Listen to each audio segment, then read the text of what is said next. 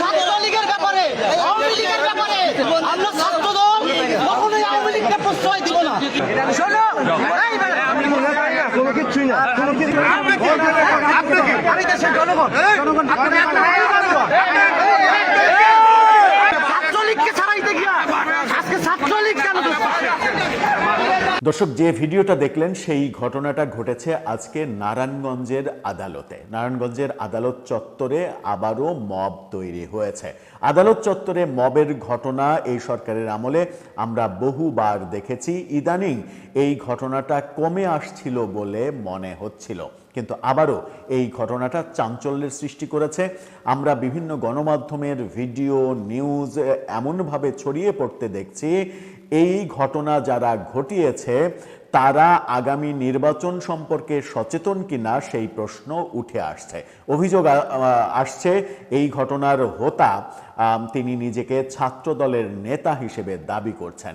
ছাত্রদলের এই হঠকারী কর্মকাণ্ডের কারণে আগামী ভোটে তাদের এটার যে একটা বড় প্রতিক্রিয়া পড়তে পারে সেই চিন্তাভাবনা যাদের মাথায় নেই, তারা ছাত্র সংগঠনের কিংবা রাজনৈতিক দলের নেতা হয় কিভাবে, এই ব্যাপারগুলোও বোধহয় রাজনৈতিক দলগুলোকে ভাবতে হবে।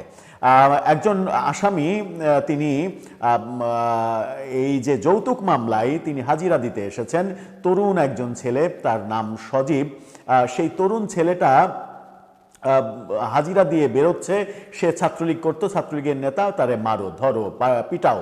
এই হচ্ছে আদালত চত্বরের ঘটনা। এবং তারপরে কি ঘটলো, গণমাধ্যম কি বলছে, সেগুলো নিয়েই কথা বলবো এই ভিডিওতে। তাতে করে এই ঘটনা যদি ছড়িয়ে পড়ে, এই ইনফরমেশন যদি ছড়িয়ে পড়ে, ছড়িয়ে অলরেডি পড়েছে, তাতে আগামী নির্বাচনে বিএনপির জন্য এটা সহায়ক হবে নাকি মানে বড় ধরনের এটা নেগেটিভ প্রতিক্রিয়া পড়বে, সেই আলোচনাও করবে এই ভিডিওতে। থাকবেন পলিটিক্স টিভির নিয়মিত আয়োজনে।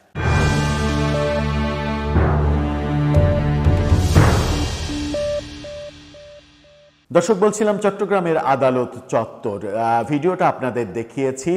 সেখানে যেটা ঘটেছে, আমরা একটু কালের কণ্ঠের শিরোনামটা দেখে নিই। কালের কণ্ঠের শিরোনামে বলা হচ্ছে, নিষিদ্ধ ছাত্রলীগ নেতাকে আটকে বিএনপিপন্থী আইনজীবীদের তোপের মুখে ছাত্রদল নেতা। একটু ঘুরিয়ে ফিরিয়ে মানে নিজেদের মতো করে নিউজ করা কালের কণ্ঠের এই ঘটনাটা আমরা দেখছি। সেখানে বলা হচ্ছে যে মেহেদী হাসান ফারহান তিনি এই মবটা তৈরি করেছেন, তাদের সাঙ্গপাঙ্গ নিয়ে মব তৈরি করেছেন। তিনি নারায়ণগঞ্জের ছাত্রদলের বিশাল নেতা, এটা তিনি বর্ণনা করছেন। এবং সেখানে গণমাধ্যম কি বলছে সেভাবেই বলি। নারায়ণগঞ্জে আদালতে যৌতুক মামলায় হাজিরা দিতে গিয়ে সজীব নামের ছাত্রলীগের এক নেতার পক্ষে বিপক্ষে ছাত্রদল নেতা ও বিএনপিপন্থী আইনজীবীদের মধ্যে ধাক্কাধাক্কির ঘটনা আজকে ঘটেছে। আজকে বিকেলে আদালত পাড়ায় এই ঘটনা ঘটে।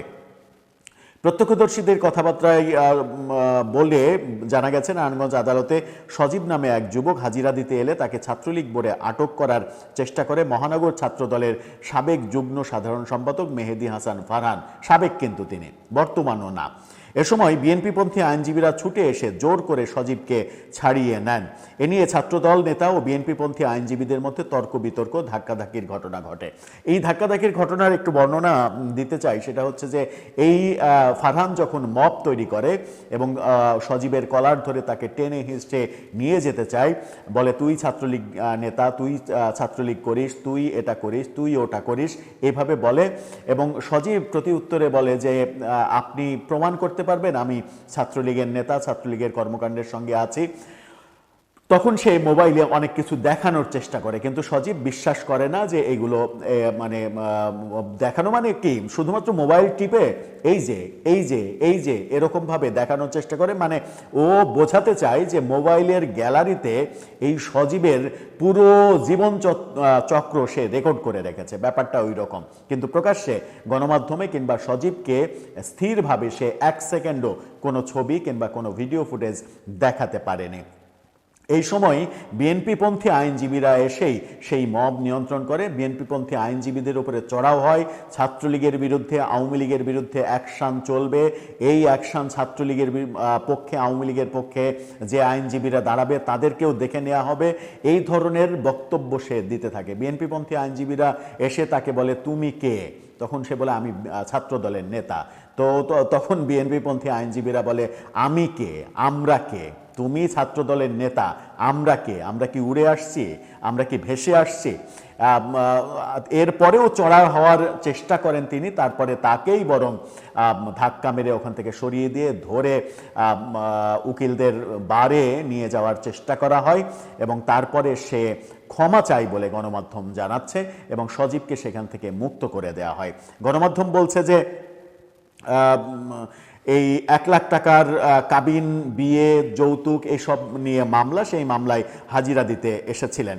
সেই নারায়ণগঞ্জ মহানগর ছাত্রদলের যুগ্ম সাধারণ সম্পাদক মেহেদী হাসান ফারহান, সে বলছেন সে ছাত্রলীগ করত, এটা আমাদের কাছে যথেষ্ট প্রমাণ আছে। তাকে আটক করার পরে পুলিশের কাছে তুলে দিতে গেলে বিএনপিপন্থী আইনজীবীরা বাধা দেন, এই ঘটনা তিনি বলেন। এবং বিএনপিপন্থী আইনজীবীরা বলেন যে তাকে যখন প্রশ্ন করা হয় যে তুমি এই কাজ কেন করছো, তোমার মানে কোন আইনে করছো, আদালত চত্বরে মব তৈরি করছো, তখন সে কোনো কিছু বলতে পারে না। সে ক্ষমা চায়, ক্ষমা চেয়ে তাকে আটকে রেখে বরং তাকেই, ফারহানকেই পুলিশে দেওয়ার ব্যবস্থা যখন আইনজীবীরা করছিল তখন সে ক্ষমা চেয়ে ওখান থেকে চলে যায়। এখন প্রশ্ন হচ্ছে যে একটা ছেলে আদালতে হাজিরা দিতে এসেছে, তার পারিবারিক মামলার হাজিরা, তাকে আপনি ছাত্রলীগ ট্যাগ দিয়ে আদালত চত্বরে মব করছেন এবং মানে কি বলবো যে গৌরবের সঙ্গে বলছেন, নিজের পরিচয় দিচ্ছেন, আমি ছাত্র দলের নেতা। এতে করে কি 12ই ফেব্রুয়ারিতে যে ভোট আসছে সেই ভোটে বিএনপির ভোট বাড়বে নাকি কমবে? আদালত চত্বরে আপনি মব করছেন, ধরে নিলাম সে ছাত্রলীগ করে, ছাত্রলীগ করা তার কি অপরাধ?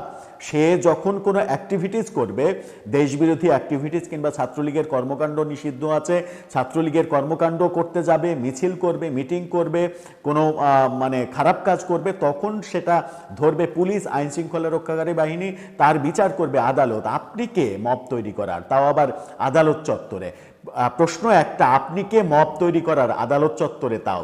আর দ্বিতীয় প্রশ্ন হচ্ছে, আপনি যে মবটা তৈরি করলেন, ছাত্রলীগ পেলেই মারো, ছাত্রলীগ পেলেই পিটাও, সে অপরাধী হোক আর না হোক, তার নামে কোনো মামলা নেই, সে কোনো অপরাধী না, তার নামে কোনো অভিযোগ নেই, জুলাই আন্দোলনের বিপক্ষে তার কোনো এভিডেন্স নেই, কোনো কিছুই নেই, একটা মামলা পর্যন্ত যার নামে নেই, সে তার পরিচয় শুধুমাত্র আপনি নির্দিষ্ট করবেন যে সে ছাত্রলীগ করে, মানে ছাত্রলীগ করে এই পরিচয় যে কাউকে দিয়ে মারা সম্ভব আজকে এই বাংলাদেশে, এটাই প্রমাণ করতে চাইছেন আপনারা। হ্যাঁ, করতে পারেন, করলেন, সেটা ঠিক আছে, কিন্তু তাতে করে আগামী 12ই ফেব্রুয়ারিতে যে ভোট হবে সেই ভোটে কি আপনার বাক্সে 2টা ভোট বাড়বে নাকি 5টা ভোট কমবে? এই ভাবনা কি করেছেন? আর এই ভাবনা আপনি যখন, আপনার মতো মূর্খ যখন করতে পারবে না, তখন বিএনপির হাইকমান্ডের উচিত এই ভাবনাটা করা। কারণ ভোট যখন এসে গেছে তখনও যদি এই মবটা চলে এবং নিজেদের পরিচয় দিয়ে এই ঔদ্ধত্য প্রকাশ করে, এই মেসেজটা সারা বাংলাদেশে চলে গেলে সারা বাংলাদেশের ফ্লোটিং ভোট, যে ফ্লোটিং ভোটের উপরে নির্ভর করবে আগামী নির্বাচনে কে বিজয়ী হবে, কে বিজয়ী হবে না। বিএনপির বিরুদ্ধে ষড়যন্ত্র কিন্তু এখনো থামেনি। একটি জাতীয় পত্রিকা সম্প্রতি 2 দিন আগে জরিপ করে বলে দিয়েছে বিএনপির জনপ্রিয়তা 34% আর জামাতের জনপ্রিয়তা 33%। ফ্লোটিং ভোট রয়েছে যেগুলো, এই 34 আর 33 সাথে এনসিপির জনপ্রিয়তা 7%। তার মানে জামাত এবং এনসিপি জোট ক্ষমতায় চলে যাচ্ছে বলে সেই জরিপে বলা হয়েছে। বিএনপি কি টের পাচ্ছে যে তাদেরকে ক্ষমতায় না যেন তারা যেতে পারে তার জন্য সব ধরনের ব্যবস্থা করা হচ্ছে, এবং সেই মুহূর্তে বিএনপি এবং ছাত্রদলের পরিচয় দিয়ে আপনি আদালত চত্বরে আওয়ামী লীগ মারবেন, ছাত্রলীগ মারবেন, যার কোনো অপরাধ নেই, যে কোনো অভিযুক্ত না, যার মামলা নেই, যে আসামি না, যে গণহত্যার সঙ্গে সম্পৃক্ত না, তার শুধুমাত্র ছাত্রলীগ পরিচয় নির্ধারণ করে তাকে পেটাবেন। এই তথ্য যখন সারা বাংলাদেশে চলে যাবে, যে 20% অন্তত ফ্লোটিং ভোট রয়েছে, সেই 20% ফ্লোটিং ভোটারের কাছে কি মেসেজ যাবে? সেই মেসেজের কি আপনাদের উপকার হবে নাকি আপনাদের মহা সর্বনাশ হবে? 20% ফ্লোটিং ভোট, ধরে নিলাম যে আপনারা অনেক আপনারা অনেক ভোটের মালিক, আপনারা হয়তো 40% ভোটের মালিক, জামাত ধরে নিলাম যে মানে 25% ভোটের মালিক, 40% 25% জামাত জোট সবাই মিলে 25% পেল, আপনি একাই 40% পেলেন। ফ্লোটিং ভোট রয়েছে 20-25%। এই 20-25% ফ্লোটিং ভোট যদি যে কোনো একদিকে হেলে পড়ে, আপনার বিপক্ষে যদি হেলে পড়ে, তাহলে ভোটের রেজাল্টটা আপনার বিপক্ষে চলে যাবে। এই ভাবনা কি ওই ফারহানের মহাবিক্রমে নিজের পরিচয় দেওয়া ফারহান, যে ফারহানের এতটুকু বোধোদয় কি আছে কিংবা এতটুকু সংজ্ঞা কি তার আছে? তার ছবিটা দেখে নিন কিভাবে সে আক্রমণাত্মক হচ্ছে উকিল এবং সবার বিরুদ্ধে। সেই আক্রমণাত্মক ভঙ্গি এবং মানে ওই সজীবকে একেবারে মেরে ফেলবে, খেয়ে ফেলবে, এরকম অ্যাটিটিউড, এই অ্যাটিটিউড যখন ফ্লোটিং ভোটারের কাছে যাবে, তখন ক্ষতিটা কার হবে? ক্ষতিটা ছাত্রলীগের হবে, আওয়ামী লীগের হবে, জামাতের হবে, এনসিপির হবে, নাকি ক্ষতিটা বিএনপির হবে? ভোট বাক্সে প্রতিক্রিয়াটা পড়বে বিএনপির বিরুদ্ধে। এই ভাবনাটা কি আছে মাথায়? দর্শক, আপনার মতামত এ ব্যাপারে জানিয়ে লিখতে পারেন আমাদের কমেন্ট বক্সে।